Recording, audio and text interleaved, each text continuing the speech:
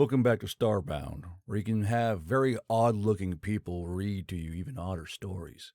If you like the stories here on Starbound, remember to subscribe to the channel, comment down below. It always helps out the channel and in the algorithm, and all that usual YouTube funk. We are processing the human today, correct?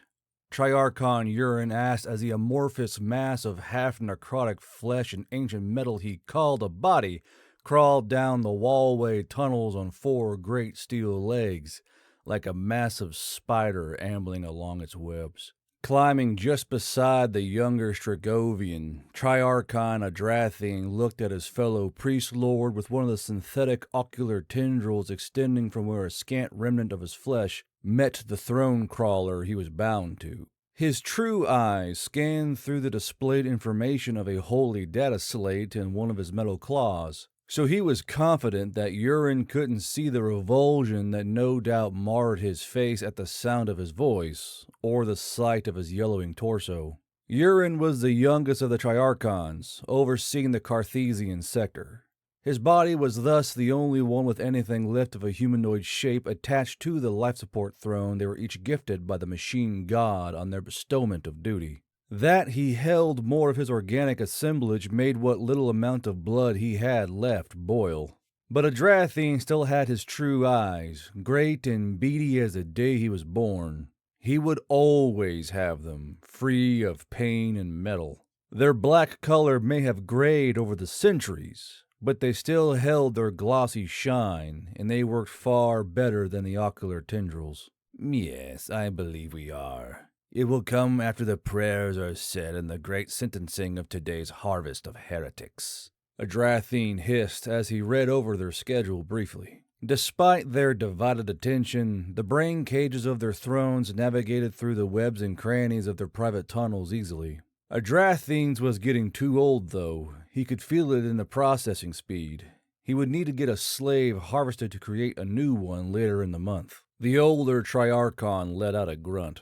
I don't see why we even bother. We should just kill the human in front of the council, then parade its flayed corpse from a temple near the Hall of Mercy.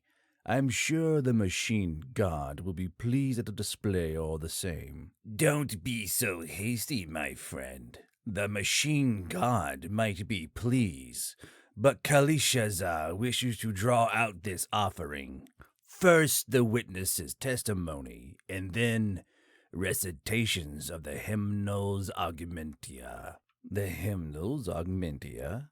So she wishes to perform the act of disassemblage on it. The Triarchon's antenna, both natural and artificial, bristled in pleasure at the thought. You may be right, Urine. It has been far too long since I've seen the act of disassemblage performed. It would be a shame to rob myself of such gratification. Adrathine couldn't help but agree with Urine. The act of disassemblage was a punishment ritual safe only for the most heinous of criminals and heretics, where they would be splayed before the roaring crowds. Their bodies would be undone with saws, knives, scalpels, and drills, all while kept alive and conscious so that they could properly appreciate their own pain. Every component to their construction, organic or not, was then thrown into the plasma incinerators as a burnt offering to the machine god. Not just you, the Divine Council, the lower castes, not to mention myself. Adrathine added as he turned his true eyes to Urine. Kalishazar and I spoke last night, and I think she is correct. The humans have jeopardized the congregation's confidence in us with Fel Hadarash. If we don't make a perfect example of this creature, then we may start to see the seeds of doubt planted. Or worse, heresy. Urine hissed. Let us hope the Great Eye is pleased enough with our offering to overlook our reinterpretation of its command. Adrathine nodded, but spoke no more. It was a possibility that they were hesitant to discuss openly. Ever since they first discovered the humans a mere 20 years ago, and made all the worse by the recent events at Fel Hadarash. The human threat was not treated seriously enough, and the Forge world of Fel Hatterash paid the ultimate price. Adrathine could still remember when they first learned of the humans. The Temple of the Codices first discovered them when surveyors for a colonial expedition returned with reports of intelligent life that were not created by the machine god. They were certain the surveyors were simply acting in heresy, so they and their families were found, quartered, and incinerated for their blasphemy against the one true church. For a time, it was thought that would be the end of it. Then came more. Surveyors of the temple, colonists, even members of the clergy all started sending in reports with the same message. There are beings out here, and they are not of the machine. The holy text said all inherently knew the truth of the machine god's divine nature, for it created all life. Any who denied this truth did so only to spread heresy and deception, and were put to the plasma. No life was created without its hand. And yet, there it was. Life that had no blood relation to the first Dragovians or any of the descendant races of their blood. Across the innumerable years the temple held power, and the hundreds of species reclaimed from the machine god's wise dispersal across the stars, this had never happened. They never thought it could happen. Adrathine could still remember the day they received word from the machine god on their capital of Holy Unum. It was an audio file sent by the machine god itself, speaking directly to the triarchons of each sector within temple space. He could still remember the wisdom expressed that day, and the unending benevolence the machine god held for all of his children as it gave his command. Kill them all.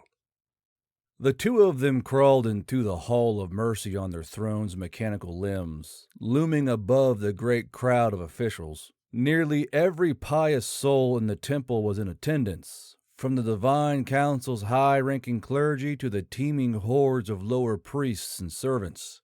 It seemed word had conveniently gotten out about this special day. Cameras in all shapes and sizes were gathered in small clusters within the crowd. Some were aimed at the center of the hall, where the human would stand and face judgment for his crimes. Others were aimed at the raised platform at the far end of the hall, on which triarchons would connect their throne crawlers to the Hall of Mercy's divine circuitry to commence the starting prayers and oversee the rituals. Adrathine could hardly wait for that part. The life support systems on his throne crawler had kept him alive over the centuries, but the days where he could be free of the pain caused by his body's slow rejection of the cybernetic nerves were long over. Now it took a constant supply of pain-killing remedies pumped directly into his body to ease his suffering. But few facilities had the required level of access to allow such a steady stream all at once. The Hall of Mercy was one such place. Their thrones navigated the triarchons for optimal visibility towards the crowd, who cheered at their arrival.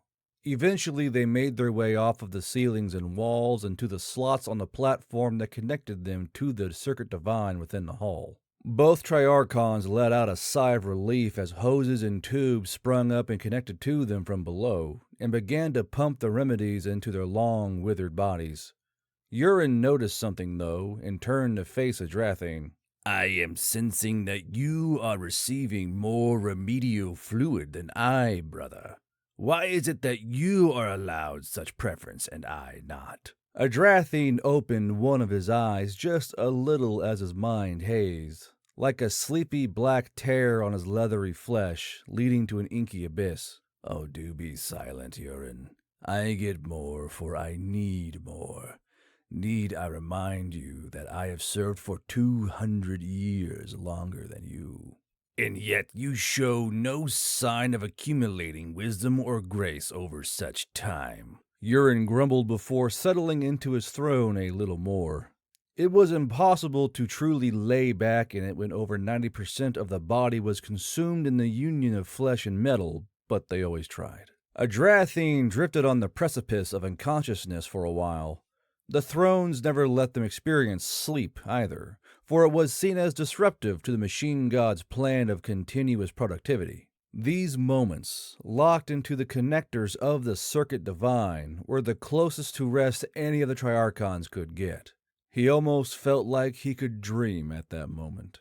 A sudden jolt in their spines brought the two of them back to full awareness as Kali Shah's retinue entered the Hall of Mercy. Since she was the center of attention for this particular event, she got to enter through the primary entrance, a fact that left Adrathine in no short supply of jealous rage, and he was certain Urine felt the same. At the head of the procession were the Dashad Augmenti, the holy guard and prized elites of the temple's militant arm. They looked to be guarding this day's assemblage of heretics for the Great Judgment. Despite their name, the Augmenti were designed to look more like the unaugmented Stragovians. Humanoid, great black eyes that dominated the face, and two massive bristling antennae that fell down their back. The Augmenti differed in skin.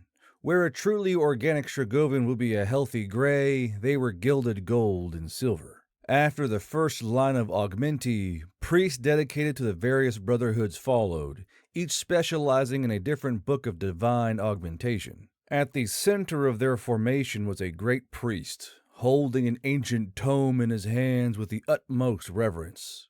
The Hymnals Augmentia. Finally, Kali Shaza stomped forward on her throne, like a great steel spider dragging along captured prey. Following behind her were a circle of more Augmenti warriors accompanied by a few figures in holy robes. The witnesses, Adrathine thought. But most catching was what stood at the center of the Augmenti formation, the human. It was far taller than Adrathine expected from the pictures he had seen. Most reports put them at 5 to 6 feet tall, but this one looked to be about 7.5 feet, nearly the same height as the Triarchons. It was shackled with electrocuting bonds by the wrists and ankles. The creature didn't seem to resist at all, and followed along at the formation's pace despite its restricted movement. The Triarchons all received reports about the circumstances of the human's capture, but Kali Shaza was the only one who truly cared enough to read it. Adrathine knew the human wasn't truly alive. The updated holy text said as much. Yet he still wondered whether it had any idea of what was happening around it, or what would happen if it tried to escape. He almost wished it would do it, just so he could see the Augmenti gut it with their spears. Or perhaps one might find it necessary to burn its flesh with the plasma casters on their weapons. That thought sent a thrill in his false antenna. He also wondered whether it was more akin to the animals that were bred in vats for food processing, or the automata that were born of their martyred slaves within the Temple of Service. He would have plenty to learn once they dissected it. His thoughts were cut short as the procession reached the end of the hall, and Kali Shaza took her place on the center slot of their platform. The human was placed to the side of the circle, while the heretics were led onto it first. Now that the creature was closer to his natural eyes, Adrathine couldn't help but be appalled at its abominable form in the shadows. It had 4 limbs, and pale skin over a body of well-defined muscle and flesh. The head was broad-jawed with narrow green eyes, and a face that portrayed no emotion. Its hair was shaved, save for a short, blackish-gray beard. It had been stripped down to the tattered remnants of its leggings, with scraps of armor dangling uselessly from its rags. It was fitting in a strange way, for the human resembled the primitive slave caste that often dwelt on underdeveloped worlds, far from the machine god's great crimson light. The scars all over its body were the only indication to the Triarchon that it was a warrior of some kind. The murderous glare the creature sent their way also gave a clue to its purpose, but as far as Adrathine knew, such a glare was a universal trait for these savages. He had only seen the creatures on blurry video feeds and digital reports, but to see one in person left him disgusted. Curiously, incision marks lined most of its body, as if the human had been operated on by an augmenter. Adrathine wondered why the human would be so heavily lacerated in such a way, for their diviners found minimal augmentation in his body. The spare few they did find were simple combat enhancers meant to aid in faster metabolism and improved healing. Maybe the barbarous life forms practiced occult mutilation or some other dark superstition that demanded their flesh be so marred in unholy fashion? Adrathine looked forward to what their dissection would reveal. Kali Shaza lifted her limbs, mechanical and organic alike, in a wide pose that displayed the grandiose robes and divine golden relics that adorned her body. My siblings, she announced as the hall's circuits and very acoustic architecture amplified her voice so that all might heed her sermon. I, holy servant to the machine god, have brought forth an offering to you this day. Behold, this wretched host of the enemy revealed. Urine shook his head as Kali Shaza continued. Always theatrics with her. She's acting as if this meager bloodshed will outdo my purging of the human den last year. Now that was an offering. Adrathine grunted in response, but he saw something peculiar as Urine's words left his lips. The human's eyes shifted, and his once indiscriminately hostile gaze now only saw Urine. For a moment, Adrathine wondered why it would suddenly focus its interest on his fellow Triarchon, when an unsettling thought entered his head. Urine, you don't suppose that human can understand us, do you? He asked. Urine chuckled painfully as his artificial lungs worked to keep him breathing past the added stress. Don't be ridiculous. I doubt that thing even understands its own speech. Adrathine found little comfort in Urine's words. The human continued to look at Urine as if it had heard his words, but there was no other apparent action. Adrathine felt silly. Even if it somehow understood their speech, it couldn't have heard Urine over the crowds. He shook his head and turned his attention back to Kali Shaza's sermon. For we have followed the promise of our forefathers, and we have served the machine god diligently. Today we will serve it once more with offerings of riches, sacrifices, and our eternal service, she cried out to the roaring cheer and applause of the crowd. The prayers continued from there, with each Triarchon reciting their passages over the course of the next half hour and reaffirming their dedication to the machine god. After the prayers were said and a brief hymn sung by a chorus of slaves, the sentencing of the heretics could commence. Urine seemed ecstatic to condemn the heretics, most of which were thieves and petty criminals caught exercising their illicit trades too close to the temple's grounds, or caught trying to steal food and medicine from their personal stockpiles. Adrathine was pleased to see that today's great offering was mostly thieves and criminals, rather than laggards and slothful workers from the great factories. They were each prostrated before the crowd and allowed to beg for forgiveness from both their peers and the machine god. Adrathine picked a spare few at random to forgive, who were then separated from the rest of the flock. Those forgiven were made to watch with the crowd as the rest were beheaded by the augmenti. Their corpses hadn't even gone completely limp before the crowd erupted into cheers. Urine spoke up to the forgiven. Now go to your new lives in paradise offered, earned for your humility in the eyes of the divine. The forgiven were taken away and led further into the Hall of Mercy by the armed escorts of the temple. Adrathine enjoyed seeing the hope on their faces, for it made the deplorable miscreant's demise later all the more delicious. There was a grand humor in that situation to the eldest Triarchon. They thought they were saved, that they were forgiven of their sins, but he knew the truth. There is no forgiveness save that which was purchased with blood. Whether the blood was shed openly by an augmenti's blade or secretly in a great meat processor, it did not matter. They would all be ground to paste, their squelching, pathetic bodies churned to meal, then fed to the unwashed masses. It made no difference to Adrathine, or to any of the Triarchons. After another prayer was said, and the bodies of the guilty were taken to be processed alongside the forgiven, another row of condemned heretics was lined up, and the process of judgment renewed. Each batch of heretics and undesirables were made subject to even worse execution methods. No doubt Kali Shaza's idea to put divine fear into the human. Though entertaining as it might have been, Adrathine wasn't sure if it worked. Its gaze was like a statue, unflinching in the face of the inevitable. No matter. Blood is the currency of faith, and it would lubricate the gears of their industry. A tithe paid by all to keep the fabrication of grace in motion, lest the machine god decide the blood of its faithful would balance the scales. Eventually, their session neared an end, and the final judgment of the day was upon them.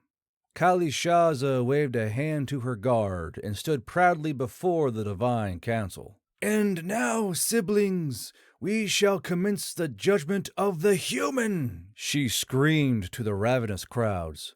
"Bring it forward!" The augmentee shoved and prodded the human onto the center platform, and the crowd went silent as the light above revealed him fully. The incisions that Adrathane saw in the shadows were made apparent to all, and more scars were visible than even he had seen.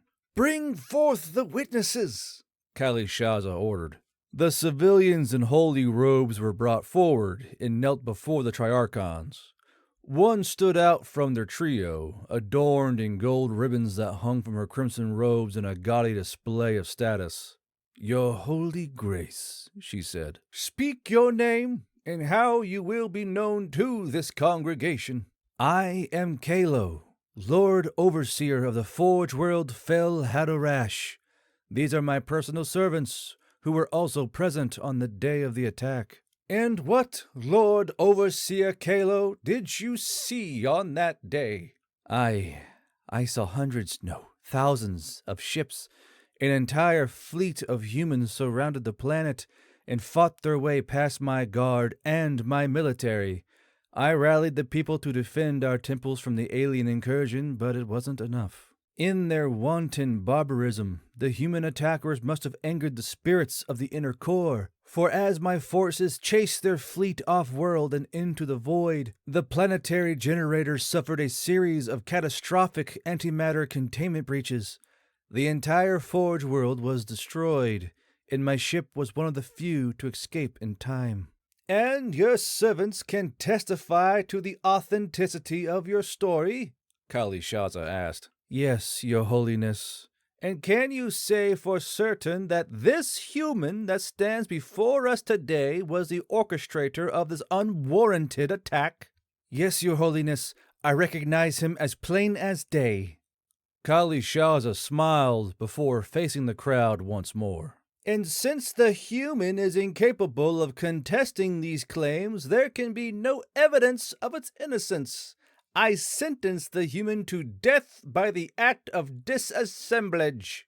There was a moment as the council cheered and applauded, who relished the adoration of their flock and the opportunity to see this animal put to the saws and scalpels. Then a low, almost growling voice spoke over the crowd. "She lies." Kalishaza's joy vanished in an instant, swiftly replaced with a barely contained maelstrom of rage.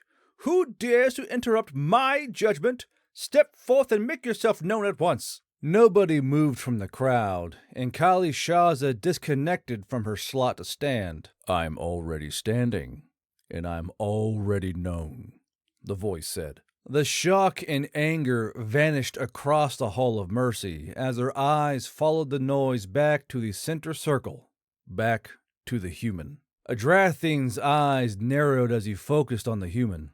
"Did it just speak our language?" "Your witness lies," the human said. The council broke into panicked whispers that echoed off the hall. How do you know our tongue? What manner of witchcraft is this?" Kalishaza barked out as she quickly regained her composure. "Witchcraft? We've had years to put your language together, digging into every scrap we could find about your kind, your rituals, your temple to your false god." "You will keep the great eye far from your mouth, you disgusting wretch," Kalishaza hissed. "And I say to you now, your witness lies," the human finished, ignoring the Triarchon's command. "Calm yourself, sibling," Adrathane called out before facing the human once more. "What do you mean our witness lies? Do you mean to tell us you didn't oversee the invasion and destruction of Fel Hadarash? No. I saw to it that your forge world was destroyed, and I did lead the mission to do it, the human said, showing no expression on his scarred face. But I led no invasion, and we weren't fought off the planet by your overseer. Do not listen to this demon's lies, your holiness. I saw with my own eyes the— Silence, Lord Overseer! Kali Shaza hissed before turning to the human once more. Speak your secrets, insect. There was only one ship, carrying me and a battalion of my men. We evaded detection from your systems, we landed on the planet, and we slaughtered our way to the core of your forge world, where we worked to set off a chain reaction in your planetary generators. Impossible. How could you deceive our detection arrays? And there is no chance a single battalion of humans could wreak such destruction on an entire planet, Adrathine declared. Your ways are stagnant, flawed by design, so that you are perpetually dependent on your machine god, who jealously holds the secrets of your own technology. The human said, seeming to ignore the question. Tell me, does your god know I am here? Or is this supposed to be a surprise for it? I doubt it will let you live after all of this is done. You will answer our question, human. How did you get past our detection arrays? Kali Shaza repeated. And how could your kind know of the ways of a forge world's holy machinations? You speak as if you knew how it worked. Because we did. Your signals, networks, all of your communications, none of them are safe from us. You may think your technology is a work of miracles performed by your machine god, but no miracles will save you from the weight of your sins. There will be no machine capable of sparing you from our judgment. The human's eyes narrowed in on Urine. Piercing green eyes that almost reminded Adrathine of what cold used to feel like. He wondered how a hatred so strong could cause steel to shiver. Mighty words for a creature completely at our mercy. You claim your kind will enact judgment on us, yet you stand before us, captured and bound like the animal you are. Urine laughed, speaking up as he disconnected from his slot to stand, and began to pace around the hall to better circle the human. Adrathine couldn't help but notice that the way Urine was pacing put him just a little bit closer to the climbing walls that led to the tunnels they came in through. The human's scarred face followed Urine. Do you honestly think I am your prisoner? You think that your Dashag Aminti were able to conveniently track my ship back to my forward base, subdue my forces, and actually capture me, as if it was all according to your plans? The human turned to Kali Shaza. You move differently, almost like a soldier, so even you cannot be so stupid as to believe that. What are you getting at, human? Are you trying to tell us you let yourself be captured, staged an entire battle where your men were gunned down just to be disarmed and prostrated before this very hall? Forgive me if I cast doubt on that being anything other than a long-winded bluff to buy yourself time, Kali Shaza said. And how would you know I am unarmed? The human asked. Don't be ridiculous. We scanned you for anything in your person that could be weaponized against us. Your disgusting frame is 97% organic. The only augmentations we could find held no sign of hostile usability. You are powerless here. Adrathine spat. You don't know, then. Very well. The surprise will make my vengeance against you all the more sweet.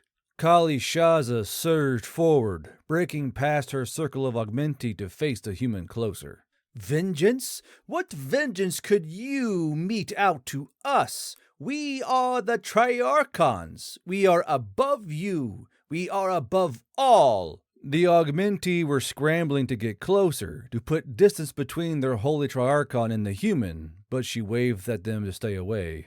And by what right do you judge us, when the blood of 1,000,000,000,000 souls stains your hands, and the debt of an entire industrial world weighs on your shoulders? Urine added, inching closer to the wallway. Kali Shaza was face to face with the human, and all seemed still for a moment before she snarled. Enough of your stalling! I long to hear the sounds of saws on flesh and drills through bone. She hissed as one of her robotic claws folded in on itself to reveal a saw. Slaves, ready the 19th book of the hymnal augment. A loud snap of metal echoed in the hall. Kali Shaza's form sputtered as her machines writhed all at once, and then stilled. The human's hand was wrapped around her neck, his shackles torn apart like paper. My name is Commander Joseph Keening.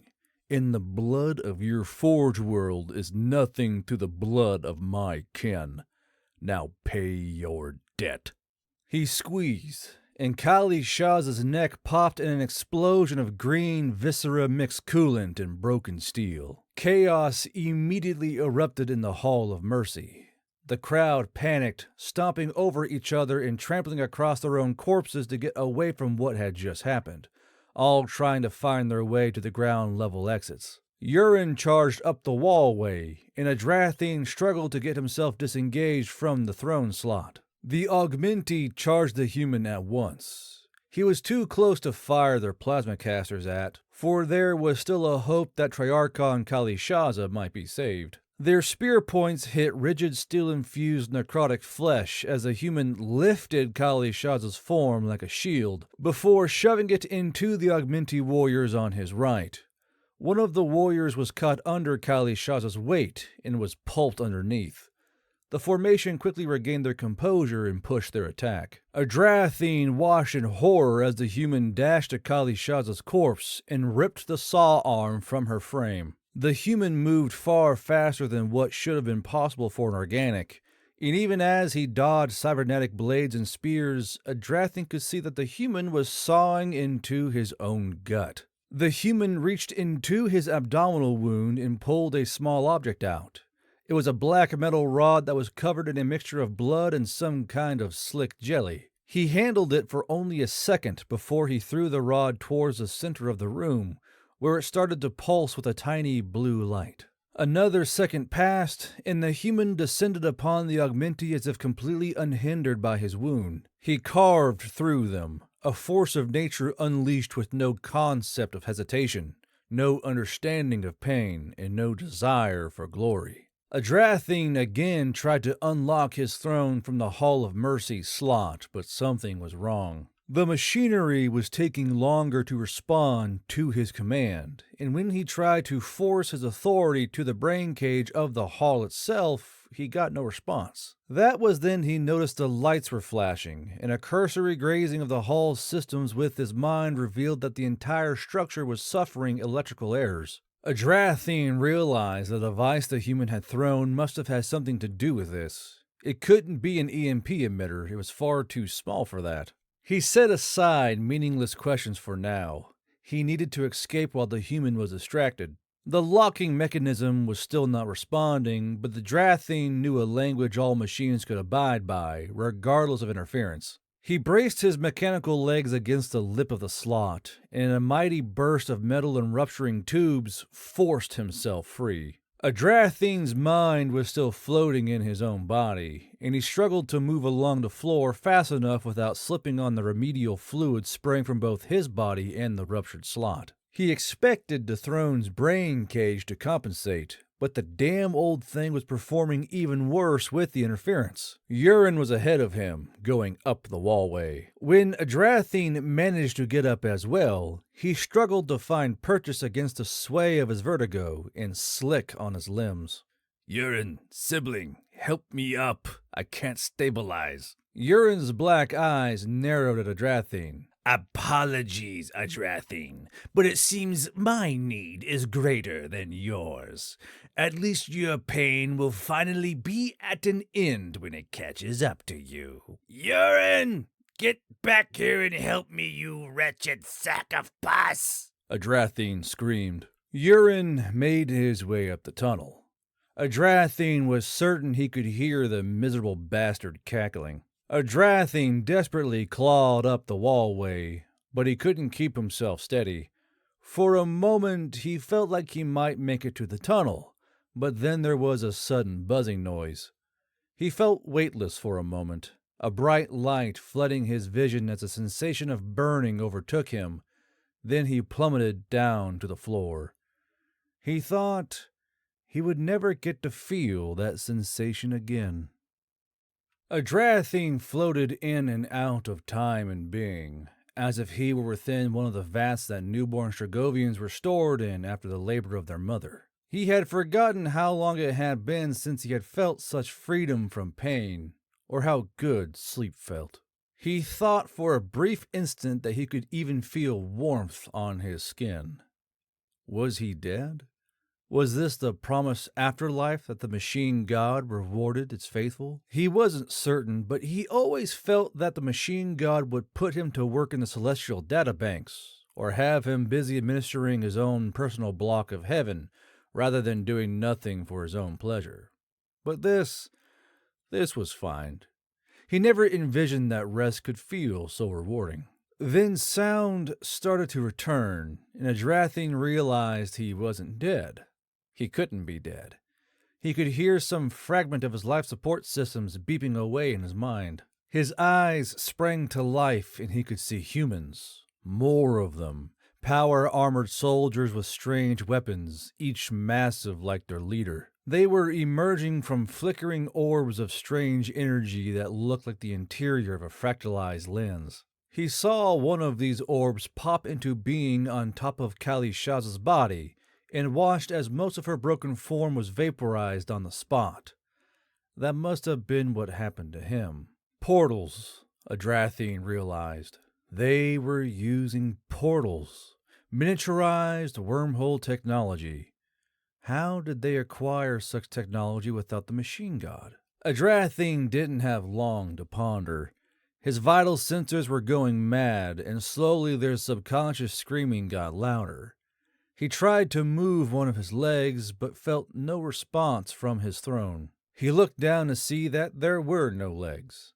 The throne was half molten and scrapped in a pile of leaking coolant and remedial fluids over a yard away. He was hardly a quarter of a torso on the floor. Adrathine tried to drag himself to his throne, if only on a faint, drug-induced hope that their automatic repair systems would function enough to save his life. But it was not his throne that his remaining claw grabbed, nor even the floor. It was an arm, he felt. He was being held in place by a figure he had not seen until then. Another figure, holding a bright red cylindrical device, joined in to keep Adrathine still before they put it to his skin and pressed a button on the top. Adrathine could feel needles piercing his charred, ancient flesh. At first, it was a terrifying return to pain, but the pain went away just as quickly as it came. It was strange. The pain never just went away before. Not like that. He heard voices speaking, a familiar voice. He couldn't understand the words, but he could tell there was concern, or maybe some kind of frustration. Adrathine drifted towards unconsciousness again, but his eyes were adjusting to the light, and he could see those above him. The humans, their leader, they were over him. Adrathine realized what was happening. They were tending to his wounds. They were going to take him as their prisoner. They would surely torture him for information. But at that moment, free of pain and thought, he did not care. Joseph Keening stared at the twisted thing inside the life support pod aboard the HMS Conviction. Doctors of all sorts hurried around, trying their very best to keep the creature within alive. They said the odds weren't in his favor, but Joseph had a good feeling about him. The creature, this Triarchon, was the first step on a long road, but every journey had to start somewhere. With this success, they would see their fallen avenged, their blood repaid, and justice done. But seeing the miserable creature and reading some of the reports that the doctors gave him, Joseph didn't know why. But deep down, he felt hollow in this victory.